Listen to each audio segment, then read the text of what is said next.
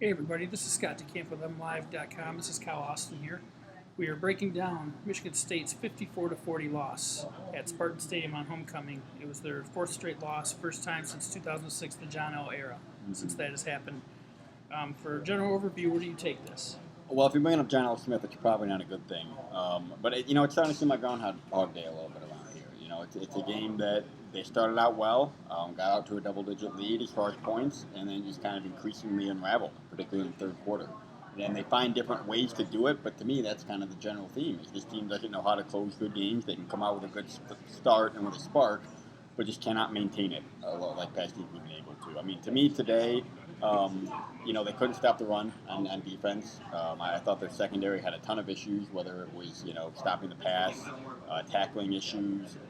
Went through a ton of different defensive backs, special teams issues. Obviously, I think you could call the backbreaker was the 95. I know they scored after that, but that 95-yard kick return that just completely took the wind out of their sails. So I mean, they're finding ways to lose at this point, which is what bad teams do, in my perspective. Yeah, because at that point, before that kickoff return, they had to pull within 2 points. Within 2 points, yeah. Leaving, you feel like the momentum's totally on their side, and then just like that, it's gone again. And I think in the post game, D'Antonio too was he was even at a loss a little bit as far as pinpointing what's gone wrong with this team. I think he goes, it's just a multitude of things. There's not one thing that you can point to and say, let's focus on that and fix that. No, and that's I think what's most frustrating for these players and coaches. Because you can look at past teams that haven't been as good. The 2012 team, that team had a struggle, but it had a very good defense still. And you could point to a quarterback, or you could point to fewer things and say, fix these and you're going to get better. It's like whack-a-mole with this team right now. There have been some constants. Third down defense has been pretty bad consistently. The pass rush, but some things, it's new things popping up every week. They might solve one thing and then something else pops up. So that's to me what's been the most surprising thing about this year is just how across the board it's been.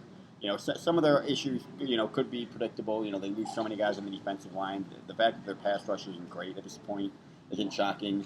You're going to take your lumps when you lose Connor Cook. That's not shocking, but to see them have so many issues everywhere, it seems like it struggles to I struggle to see how to see that coming.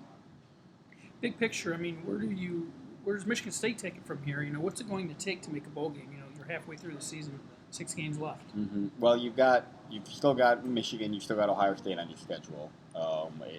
Assuming that those 2 games are out, that's 6 losses right there. So you have to win out there, which is at Maryland versus Rutgers, at Illinois, which both look pretty winnable still, but then at Penn State still.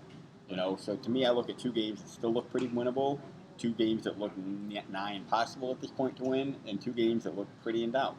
So if I'm picking the season at this point, I'm picking 4-8.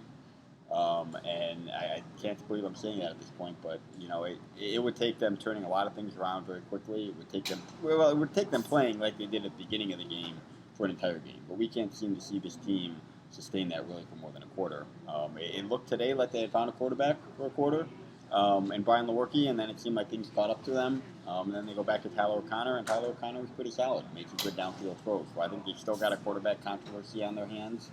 I would think we'll see Tyler O'Connor next week, but I'm not sure that's a given at this point. So, a lot of things to figure out. But it's really across the board at this point. Yeah, I think you basically hit on all the points that are worth discussing at this point. Oh, that's a lot. And, so anyhow, thanks a lot for joining us. This was Kyle Austin, and I'm Scott Decamp, and continue reading MLive.com. Thank you.